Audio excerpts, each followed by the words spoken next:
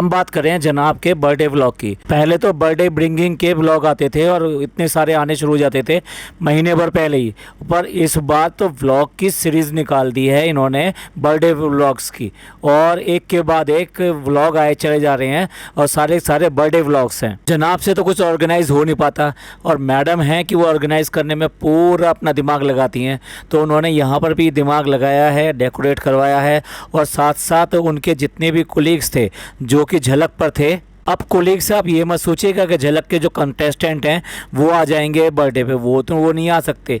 इतनी तो मैडम की पीआर नहीं है, या फिर ये कह लीजिए कि ये इन लोगों से बनाकर नहीं रखते अपने कोलीग्स या साथ काम करने वालों से, जो को स्टार्स वगैरह होते हैं उनसे इतना तो बना के नहीं रखते कि वो बर्थडे और इन सब में उनके यहाँ आ सकें, शामिल हो सकें, क्योंकि ये जब किसी के यहाँ नहीं जाते तो कोई इनके यहाँ कैसे आएगा। तो मैडम ने क्या किया है, झलक की टीम को इन्वाइट किया है, तो झलक की टीम आ गई है। एज़ यूजुअल वो सरप्राइज़ देना चाहती हैं जनाब को, लेकिन वो सरप्राइज़ दे नहीं पाई क्योंकि सारों के शूज़ और चप्पलें जो बाहर पड़ी हुई थी। अब समझने वाली बात यह है कि जनाब को चप्पल और जूतों की पहचान है कि घर के अंदर कौन आया होगा, भाई कहाँ गेट कीपरी की है, कहाँ जूते रखवाली का काम किया है, कहाँ पर टोकन बांटे हैं, वो भी बता दीजिए। चलिए मान लेते हैं उन्हें सरप्राइज़ देना था और इन्हें सरप्राइज़ होना नहीं था, इसलिए ये प्रोग्राम सेट हो गया। बहुत सारे लोग शायद जानते नहीं होंगे, तो उसके लिए मैं बता देता हूँ। आप इस ब्लॉग में देखेंगे तो सभी लोग जो है ना बिना शूज़ और बिना चप्पलों के अंदर आए हैं। ये एक महाराष्ट्रियन कल्चर है जिसमें कि घर के अंदर शूज़ और चप्पलें वो अंदर नहीं ले जाते और बाहर ही शू रैक वगैरह पे रख देते हैं, और घर को नीट एंड क्लीन रखने के लिए और प्रॉपर हाइजीन मेंटेन करने के लिए ऐसा किया जाता है। और वहाँ पे शॉप्स पर जाएंगे आप या किसी डॉक्टर के यहाँ जाएंगे, वहाँ पर भी यही कल्चर जो है मेंटेन किया जाता है। तो वही कल्चर के साथ में, क्योंकि सभी लोग वहाँ पर रहते हैं तो आदत पड़ जाती है, तो इसीलिए। लेकिन वो बात दूसरी है कि मौदा गैंग हो या फिर ये लोग हैं, इन लोगों को इन चीज़ों की आदत नहीं है।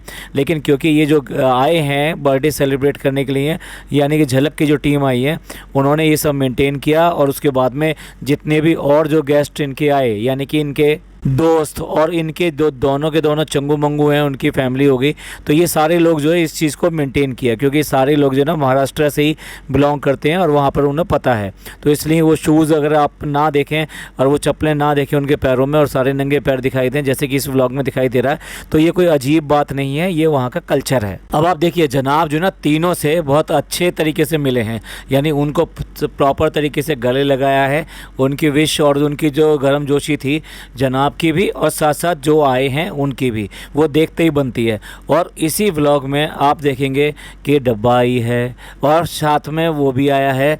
आप उसे शनिवार कह दें हैं या फिर फनी कह दें हैं, क्योंकि आज की डेट में तो वो फैमिली के लिए शनिवार ही साबित हो रहा है, क्योंकि उसके आने के बाद में ही इस फैमिली में इतनी सारी गड़बड़ें हो गई हैं। चलिए हम अपनी बात करते हैं। तो जैसे ही वो एंटर होते हैं तो जनाब ने तो अपना कंधा हाजिर किया, मतलब कंधा टच करने के लिए, लेकिन फनी जो है गले लगा, लेकिन दोनों में से किसी में भी गर्मजोशी दिखाई नहीं दी। आप कंपेयर कर सकते हैं कि ये जो तीन आए हैं जो झलक के इसके टीम के मेंबर्स हैं, वो उनके साथ में जनाब कैसे मिले और उन्होंने कैसे उनके साथ दिया।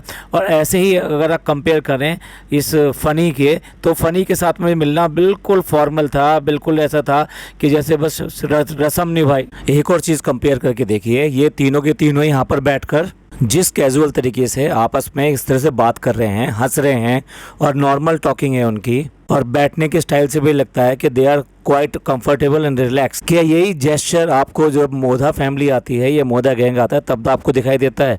ऐसा लगता है कि सबको सोफे पर बैठा नहीं दिया गया है, बिल्कुल अलर्ट करके एकदम बांध दिया गया है, और कोई भी कुछ भी इधर से बात नहीं करता, कैसे भी नहीं बात करता, और बस सिर्फ वो दर्शकों की तरह यहाँ बैठे रहते हैं। जबकि देखा जाए तो वो तो घर के मेम्बर हैं, जो घर के मेम्बर हैं उनके बीच में तो बड़ा आपस में बातें होती हैं, हंसी मजाक होता है, और इवेंट को लेकर बहुत सारी चीज़ें की जाती। ये डिफरेंस दिखाता है कि फैमिली के अंदर किस तरह का डर कह लीजिए या फिर कह लीजिए एक डिसिप्लिन टाइप सा बना दिया गया है कि भाई यहाँ पर आना है तो सिर्फ अपने चेहरे दिखाने हैं, तुम्हें सिर्फ सीटें फुल करनी है। ये कपिल शर्मा का शो है, सामने बहुत सारे दर्शक बैठे होने चाहिए, ताली बजाते हुए होने चाहिए, बस इससे ज़्यादा वो कुछ नहीं कर सकते। केवल सेलेक्टिव लोग ही क्वेश्चन कर सकते हैं या फिर कोई बात कर सकते हैं, और यहाँ तो वो भी लिबर्टी नहीं है बिल्कुल भी। और नॉर्मली ऐसे ही होता है कि बातें जो होती है ना वो कुछ बच्चों की होती हैं, कुछ घर की होती हैं।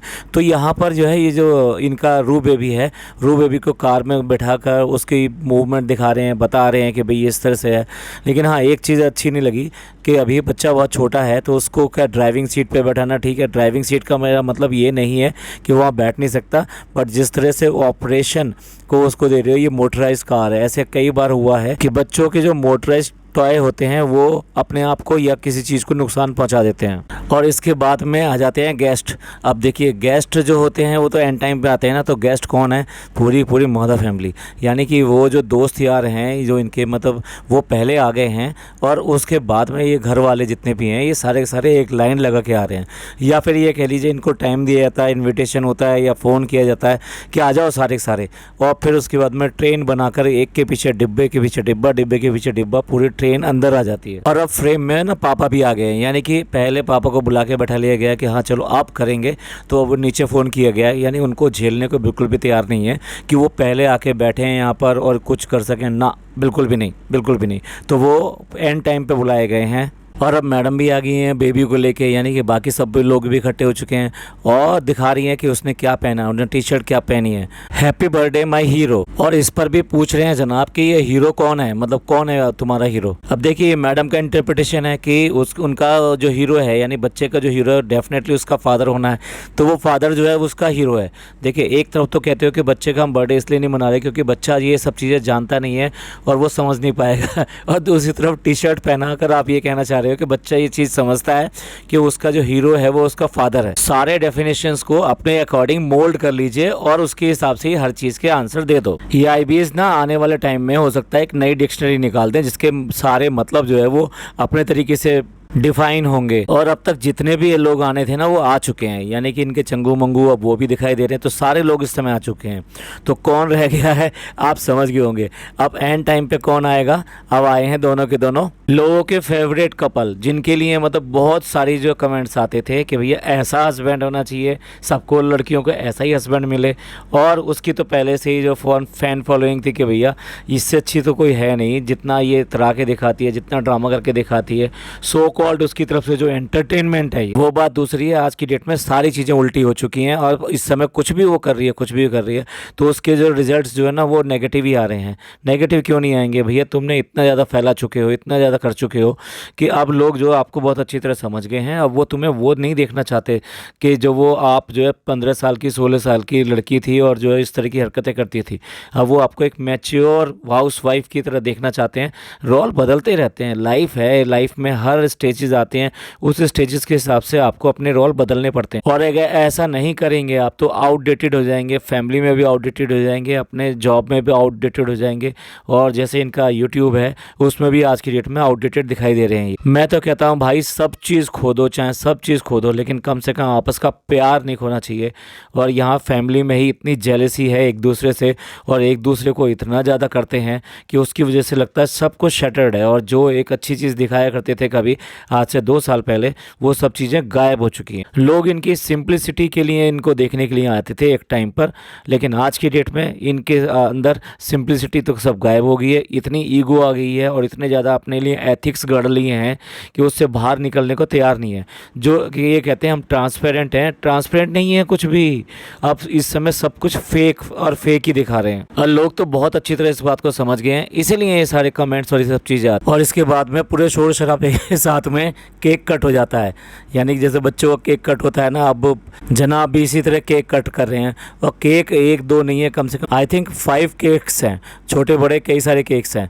और ये केक्स चलो ये ठीक है, लेकिन उसके बाद में जब केक के बाद में जो उसके ऊपर फेस पे लगा कर उसको वेस्ट किया जाता है इतना, ये दिखना बहुत बुरा लगता है। हम लोग इंडियंस हैं तो ज़रूरी नहीं है कि बाहर की हर चीज़ को उसको प्रैक्टिस में लाएं और हर चीज़ को उसको फॉलो करके दिखाएं जो कि वेस्टर्न कंट्रीज़ वाले करते हैं। खाने की चीज़ तो खाने के लिए ही अच्छी लगती है, इस तरह से फेस पे और वो भी इतना ज़्यादा लगाना कि लगता है कि होली और इनमें कोई डिफरेंस नहीं रह गया है। फूड को वेस्ट करना तो इस्लाम में भी गलत बताया गया है। और फिर देखिए, रतन टाटा जी ग्रेट हैं, उन्होंने भी एक लेसन दिया था कि जो वो जर्मनी गए थे और उन्होंने वहाँ पर काफ़ी सारा खाना ऑर्डर कर दिया था, लेकिन वो लोग सारे मिलके उसको कंज्यूम नहीं कर पाए थे।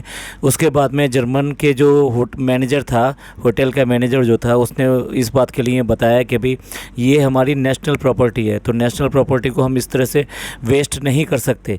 तो इस तरह से खाना वेस्ट करना हमारे यहाँ क्राइम है। इसी से लेसन लेके उन्होंने जो है हर एक अपनी जो कंपनी की जो कैंटीन होती है उसमें खाना वेस्ट ना करने के लिए स्लोगन्स और ये सब चीज़ें लगवाए। इससे बेटर है कि खाना आपको जितना कंज्यूम करना उतना कंज्यूम कीजिए, जो रह गया है वो कहीं ना कहीं आप लोगों में बांट सकते हैं। देखिए, एक तरफ तो ये थैंक्स बोल रहे हैं अपने व्यूवर्स का, अपने सब्सक्राइबर का, कि उन लोगों ने उनके बर्थडे के ऊपर कुछ लोगों ने चावल बांटे और छोटे छोटे बच्चों में इन सब में खिलाया, उसकी तस्वीरें भी उन्होंने पोस्ट करी हैं। और दूसरी तरफ फूड की वेस्टेज जो है इस तरह से कर रहे हैं, तो ये दोनों कॉन्ट्राडिक्टरी है।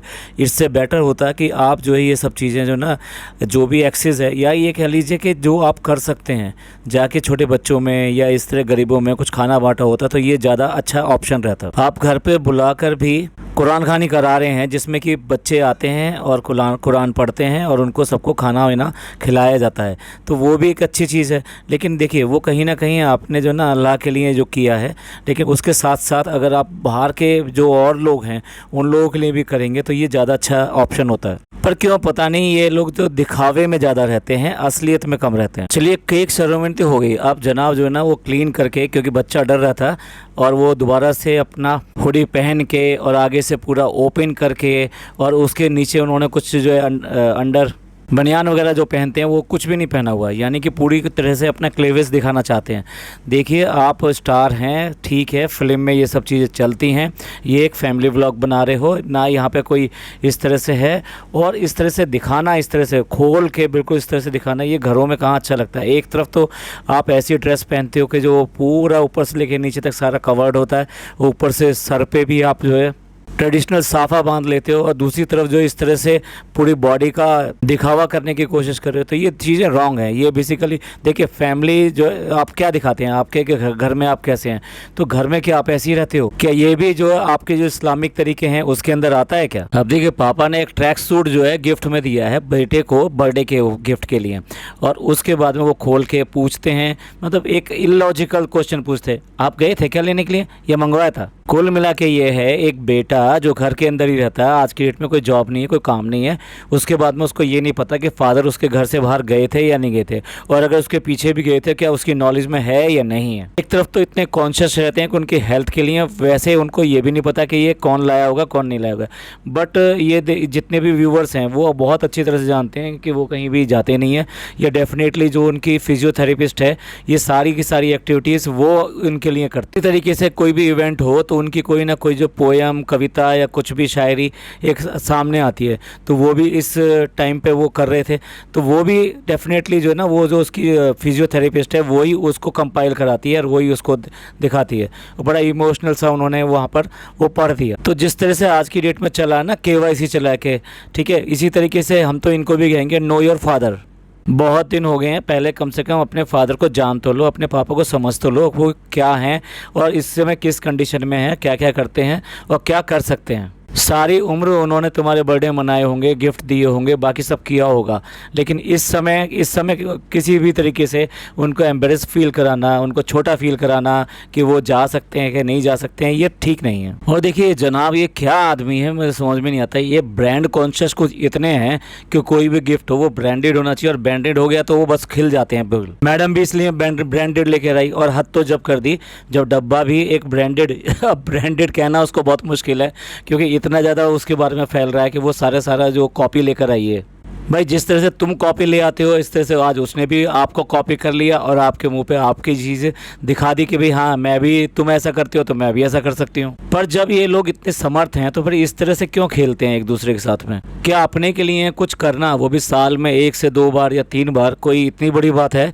जबकि आपकी लाखों रुपए की इनकम जो मंथली आती है। फिर क्यों करके डब्बा ने वो शूज़ जो लिया वो कॉपी शूज़ लिया, यहाँ तक कि उसका जो रैपर है, जो पैक है, वो पैक से भी दिखाई देता है कि वो असली नहीं है। और मैडम जैसे हर बार करती थी पहले, इस बार सिर्फ पिज़्ज़ा पार्टी की गई थी, और वो पिज़्ज़ा खा के, पिज़्ज़ा खाने के बाद देखिए ना, वो सारे के सारे जो अपने घर के लोग हैं, अब खाना पीना हो गया, केक कट गया, अब चलो भाई अब आपका टाइम ख़त्म।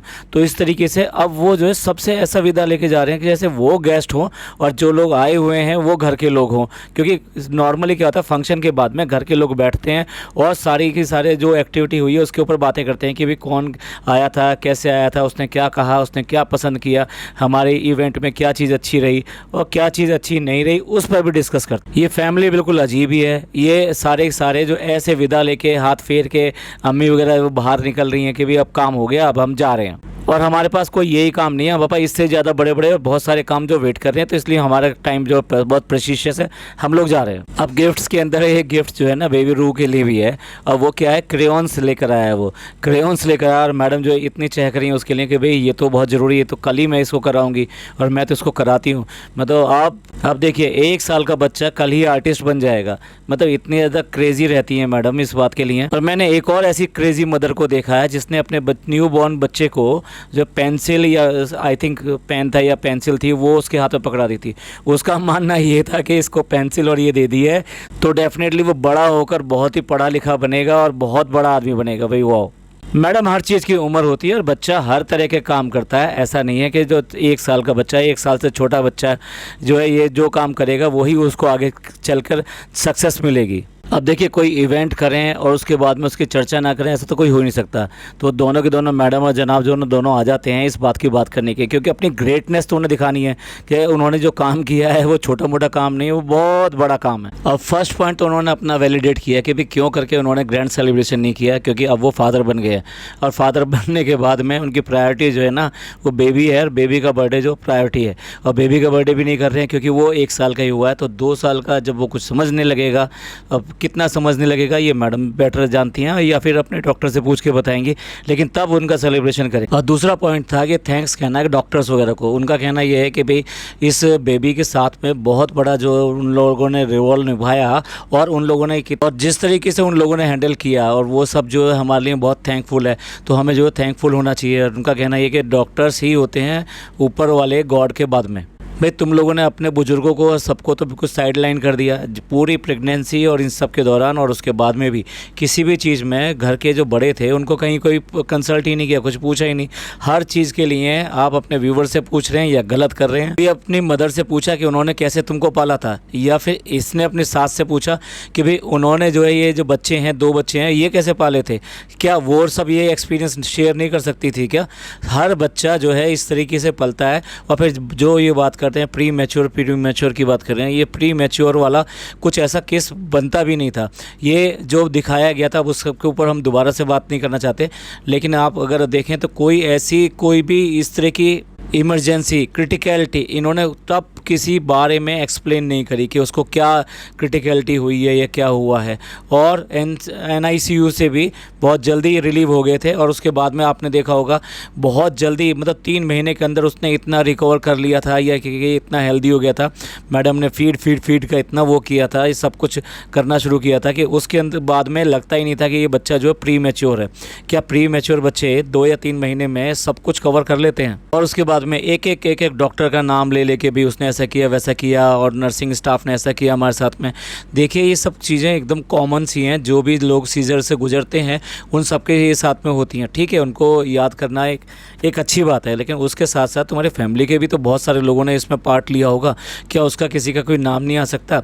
तुम्हारी अपनी मदर इस डिलीवरी से पहले यहाँ आ गई थी, जिनको आपने बिल्कुल भी कदर नहीं करी थी, और उसके बाद में आज अगर बच्चा किसी भी कंडीशन में है तो उसका क्रेडिट अगर जो जाता है डॉक्टर्स के बाद में तो वो उन्हीं को जाता है। तो उन्होंने अपना पूरी तरीके से इस एज में आके, देखो कितने ओवर एज है, उसके बाद में भी उसने पूरा केयर किया है उसको, और आज भी बच्चा उसी के साथ में बहुत ज़्यादा खुश रहता है। So you should be thankful to your family also, जिसकी वजह से, जिसके सपोर्ट की वजह से आप इससे 1 साल को पूरा कर पाए। और जो कह रहे हैं ना कि 1 साल का पता ही नहीं चला, भैया ये सब फैमिली बॉन्डिंग और इन सब की वजह से होता है। तुम्हारी जो मदर इन लॉ है यानी कि जो नैनी है, उस नैनी ने तुम्हारे 1 साल को बहुत आसान बना दिया। जबकि किसी तरह का कोई गिफ्ट या कोई नाम इस तरह का आप कभी लेते नहीं हो कि 1 साल में जो इतनी आसानी हुई वो उसकी वजह से हुई थी। चलिए ख़त्म करते हैं इस पॉडकास्ट को, मिलते हैं अगले पॉडकास्ट में। ये पॉडकास्ट आपको अच्छा लगा हो तो प्लीज़ लाइक कीजिए, सब्सक्राइब कीजिए और शेयर कीजिए। थैंक यू, धन्यवाद, शुक्रिया।